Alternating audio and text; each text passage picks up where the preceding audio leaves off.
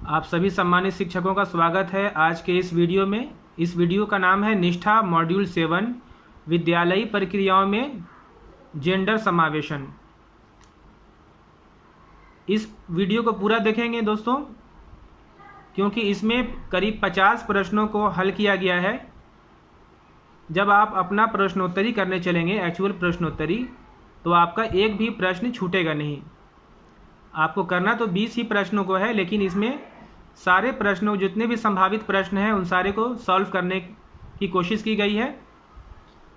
तो आइए शुरू करते हैं। लेकिन इस वीडियो को शुरू करने से पहले अगर आपने अभी तक इस चैनल को सब्सक्राइब नहीं किया है तो सब्सक्राइब कर लें, ताकि आगे भी मॉड्यूल 8, मॉड्यूल 9 और बाकी जो भी मॉड्यूल हैं उनके वीडियो आपको समय पर मिलते रहें।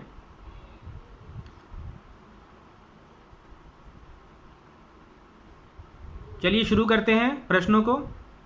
पहला प्रश्न है, विद्यालय में प्रच्छन्न या अप्रत्यक्ष पाठ्यक्रम कैसे संचालित होता है? तो इसका उत्तर है, विद्यालय के भौतिक स्थानों और संगठनात्मक व्यवस्थाओं के द्वारा विद्यालय में होने वाले समारोहों और उत्सवों को मनाने में लड़कों और लड़कियों तथा ट्रांसजेंडर व्यक्तियों को दिए जाने वाले कार्यों के निर्धारण आवंटन में। जो भी उत्तर हैं वो ब्लू लाइन से दिखाई देंगे आपको, वही आप सही उत्तर मान के चलेंगे। अगला प्रश्न है, जेंडर विभाजन रिक्त स्थान है? उत्तर है, समाज द्वारा पुरुषों, महिलाओं और ट्रांसजेंडर को असमान भूमिकाएं प्रदान करना। पहला ब्लू लाइन इसका सही उत्तर है। अगला है, किशोरावस्था जीवन चक्र की एक महत्वपूर्ण और जटिल अवस्था है। निम्नलिखित में से कौन से सोच व्यवहार किशोरों में उत्कंठा और ग्लानि को दूर करने में सहायक हो सकता है? इसका उत्तर है, उनको स्वतंत्र रूप से व्यक्त करने के लिए सुरक्षित स्थान प्रदान करना और उनकी समस्याओं को धैर्यपूर्वक सुनना। अगला प्रश्न है, जेंडर महिलाओं का नहीं बल्कि आम जन का मुद्दा क्यों है? उत्तर है, इसका सरोकार पुरुषों और महिलाओं, ट्रांसजेंडर व्यक्तियों के मुद्दों से है, क्योंकि सामाजिक रीति रिवाजों को आकार देना सभी जेंडरों की जिम्मेदारी है। अगला प्रश्न है, जेंडर निष्पक्ष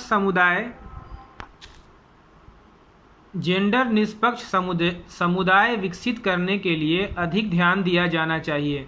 उत्तर है, लड़कों, लड़कियों, ट्रांसजेंडर बच्चों और माता पिता समेत पूरे समुदाय पर।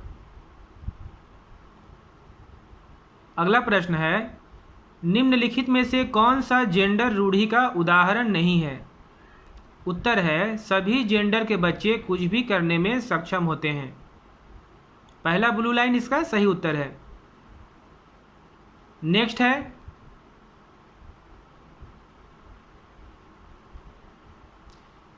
जेंडर भूमिकाओं का अर्थ है? उत्तर है, सामाजिक मानकों पर आधारित सीखा हुआ व्यवहार। अगला प्रश्न है, विद्यालय में निम्नलिखित में से कौन सा गतिविधि जेंडर भेदभाव को नहीं प्रदर्शित करता है? उत्तर है, लड़कों और लड़कियों को मध्याह्न भोजन परोसने की जिम्मेदारी समान रूप से दी जाती है। अगला प्रश्न है, निम्नलिखित में से कौन सा उदाहरण महिला अधिकारों के लिए सत्य नहीं है? उत्तर है, उन्हें वेतन का समान अधिकार नहीं है। अगला है, निम्नलिखित में से कौन सी प्रक्रियाएं कक्षा में जेंडर संवेदनशीलता को प्रोत्साहित करती हैं? उत्तर है, कक्षा के गतिविधियों में लड़कों और लड़कियों को संबोधित करने के लिए सतर्कता से विशेषणों के उपयोग को सुनिश्चित करना। चौथा ब्लू लाइन सही उत्तर है। नेक्स्ट है, निम्नलिखित में से कौन सा वाक्य जैविक है? उत्तर है, महिलाओं को मासिक चक्र के दौरान अत्यधिक पीड़ा होती है। नेक्स्ट है, जेंडर संवेदी पाठ्यचर्या मांग करती हैं। उत्तर है, कक्षा में जेंडर, लिंग और जेंडर पहचान पर चर्चा की। तीसरा ब्लू लाइन सही उत्तर है। अगला प्रश्न है, एक जेंडर हितैषी विद्यालय परिवेश वह होता है जहां, उत्तर है, सामाजिक और भौतिक परिवेश में लड़कों, लड़कियों और ट्रांसजेंडर विद्यार्थियों के अनुभवों को समझा जाता है और उनकी आवश्यकताओं को संबोधित किया जाता या ध्यान दिया जाता है। अगला प्रश्न है, निम्नलिखित में से कौन सा कथन लड़कों या पुरुषों के लिए जेंडर रूढ़ी नहीं है? उत्तर है, लड़के या पुरुष खाना पका सकते हैं और घर की देखभाल कर सकते हैं। अगला प्रश्न है, अध्यापक किस प्रकार एक संवेदनशील कक्षा परिवेश प्रदान कर सकते हैं? उत्तर है, बच्चों के लिए सुरक्षित स्थान निर्मित करके, उनकी ज़रूरतों के प्रति आदर दिखाकर, उनकी बात सुनने के लिए उपलब्ध रहकर और उनके अपने पक्षपातों को त्यागने के लिए तैयार रहकर। तीसरा ब्लू लाइन, ये इसका सही उत्तर है। अगला प्रश्न है, निम्नलिखित में से कौन सा वाक्य लड़कियों और ट्रांसजेंडर बच्चों में अधिगम परिवेश में अलगाव की भावनाओं को दूर करने में सहायक हो सकता है? उत्तर है, अधिगम सामग्रियों और शिक्षा शास्त्रीय प्रक्रियाओं में लड़कियों और ट्रांसजेंडर बच्चों का सकारात्मक और समान प्रतिनिधित्व। तीसरा ब्लू लाइन सही उत्तर है। नेक्स्ट है, निम्नलिखित में से किसे प्रजातंत्र के लिए चुनौती नहीं माना जा सकता है? उत्तर है, पर्यावरणीय निम्नीकरण। तीसरा ब्लू लाइन। अगला है, विद्यालय किस प्रकार विद्यार्थियों को मनोवैज्ञानिक सेवाएं या सहायता प्रदान कर सकते हैं?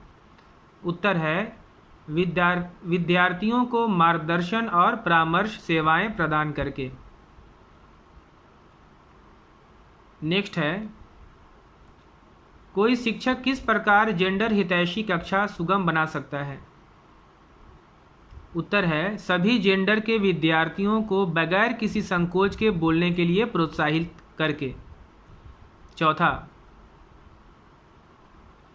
नेक्स्ट है, निम्नलिखित में से कौन सा पहलू विद्यालय परिवेश की जेंडर ऑडिटिंग का भाग नहीं बनाता है? उत्तर है, जेंडर हिंसा और भेदभाव के विरुद्ध शून्य सहनशीलता नीति न होना। चौथा। नेक्स्ट है, हम किस प्रकार विषयों को जेंडर संवेदी तरीके से पढ़ाए जाने को सुनिश्चित कर सकते हैं? उत्तर है, जेंडर से संबंधित सामाजिक रूप से गढ़े गए विचारों, संस्थानों और प्रथाओं पर विषयों में ही प्रश्न करना।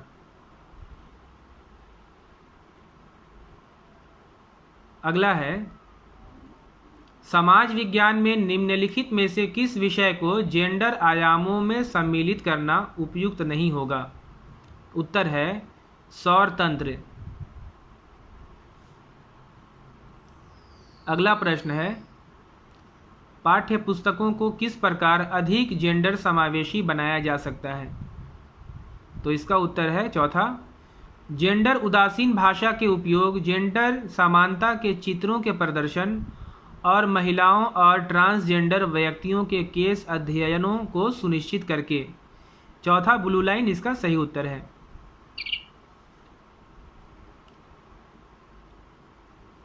अगला प्रश्न है, विद्यालय के कार्यक्रमों में सामान्यतः लड़कियां मुख्य अतिथि को गुलदस्ता भेंट करती हैं। यह निम्नलिखित में से किसका उदाहरण है?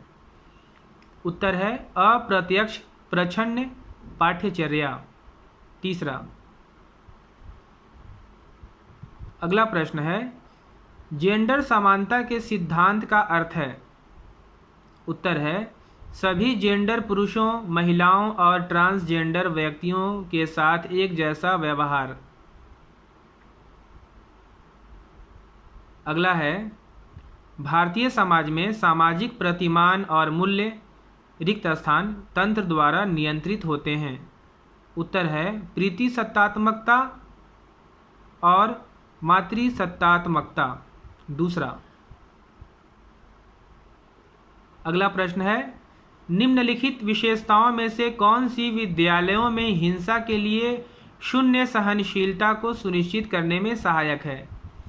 उत्तर है सुरक्षित भौतिक बुनियादी ढांचा, सख्त आचार संहिता नीति और सशक्त निगरानी तंत्र। नेक्स्ट है जेंडर विश्लेषण रिक्त स्थान को समझने में सहायक होता है। उत्तर है महिलाओं और पुरुषों के बीच सामाजिक संबंधों में अंतरों को। तीसरा ब्लू लाइन।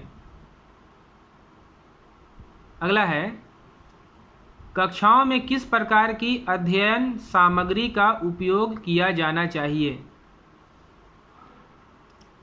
उत्तर है अध्ययन सामग्रियों जो सभी जेंडर के विविध समूहों की आवश्यकताओं के लिए संवेदी हो।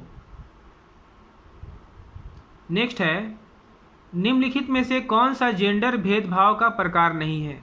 उत्तर है पुरुषों और महिलाओं के लिए समान वेतन का प्रावधान। नेक्स्ट है निम्नलिखित में से किस गतिविधि को पुरुष प्रधान गतिविधि नहीं माना जाता है। उत्तर है विद्यालयों में पढ़ना। नेक्स्ट है जेंडर समावेशी विद्यालय परिवेश निर्मित करने में प्रधानाध्यापकों को निम्नलिखित में से किन उपायों को अपनाना चाहिए। उत्तर है सभी जेंडर को समान अवसर प्रदान करना और विद्यालय परिवेश की आवर्ती रूप से जेंडर ऑडिटिंग करवाना। अगला प्रश्न है निम्नलिखित में से कौन सी कक्षा में अध्यापक की भूमिका का भाग नहीं है।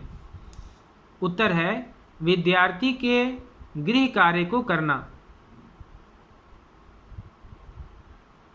नेक्स्ट है सामाजिक विज्ञान के शिक्षण अधिगम में जेंडर परिप्रेक्ष्यों का प्रभावी समाकलन विद्यार्थियों को सक्षम बनाएगा।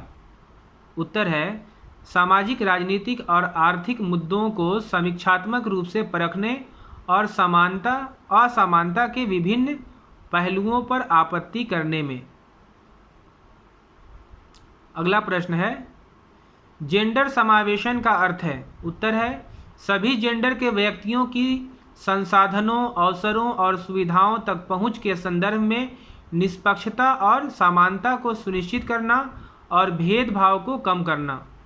चौथा। अगला प्रश्न है कक्षा 9 की पाठ्य पुस्तकों में कुछ उदाहरण है जो महिलाओं को शिक्षकों और चिकित्सकों के रूप में जबकि पुरुषों को इंजीनियर और राजनीतिक नेता के रूप में प्रदर्शित करते हैं। इस प्रकार के चित्रण से निम्न को बढ़ावा मिलने की संभावना है। उत्तर है जेंडर रूढ़ियाँ। अगला प्रश्न है विद्यालय में प्रच्छन्न या अप्रत्यक्ष पाठ्यक्रम कैसे संचालित होता है। उत्तर है विद्यालय के भौतिक स्थानों और संगठनात्मक व्यवस्थाओं के द्वारा विद्यालय में होने वाले समारोहों और उत्सवों को मनाने में लड़कों और लड़कियों तथा ट्रांसजेंडर व्यक्तियों को दिए जाने वाले कार्यों के निर्धारण आवंटन में। चौथा इसका सही उत्तर है। अगला प्रश्न है प्रच्छन्न या अप्रत्यक्ष पाठ्यचर्या के विषय में निम्नलिखित में से क्या सत्य नहीं है। उत्तर है इसका अर्थ कक्षा में संरचनाबद्ध तरीके से आधिकारिक लिखित और अभिष्ट पाठों, मूल्यों और मानकों को पढ़ाया जाना। अगला है शब्द जेंडर का अर्थ है। उत्तर है एक सामाजिक संरचना। अगला है शब्द जेंडर निष्पक्षता का अर्थ है। उत्तर है महिलाओं और पुरुषों के साथ उनकी आवश्यकताओं के अनुसार उचित व्यवहार। तो इस तरह से यहाँ पे हमारा ये वीडियो, हमारा प्रश्नोत्तरी ख़त्म होता है। हमने करीब 40 से 50 प्रश्नों का उत्तर दिया है। आप इसे नोट कर लें और जब आप अपना वास्तविक अपने ऐप पर जब आप प्रश्नोत्तरी करने चलें तो इससे आपको काफ़ी सहायता मिल सकती है। एक बार मैं फिर से आपको कहना चाहूँगा कि आपने अगर अभी तक इस चैनल को सब्सक्राइब नहीं किया है तो सब्सक्राइब ज़रूर कर लें, ताकि मॉड्यूल 8, मॉड्यूल 9 और उसके आगे भी आने वाले जो मॉड्यूल हैं उनका उत्तर आपको सही समय पर मिल जाए। धन्यवाद।